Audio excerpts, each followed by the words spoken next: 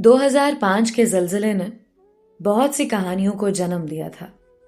آزاد کشمیر کے اس خوفناک زلزلے میں ہماری خالہ کا گھر بھی تباہ ہوا اور خالہ خالو کے ساتھ ان کے 2 بیٹے جاں بحق ہو گئے۔ البتہ دونوں بچیاں جو صبح سویرے اسکول جانے کو نکلی تھیں، وہ راستے میں ایسی جگہ سے گزر رہی تھیں جہاں ارد گرد بلڈنگ یا گھر موجود نہ تھے، لہٰذا وہ چلتے چلتے میدان میں گر گئیں۔ ان کو معمولی چوٹیں آئیں مگر جان بچ گئی۔ دونوں بہنوں کو میرے والدین اپنے گھر لے آئے۔ بڑی کا نام صبا اور چھوٹی کا نام شیبہ تھا۔ ان کے والد نے ایک مکان ہمارے گھر سے چند قدم کے فاصلے پر خریدا ہوا تھا۔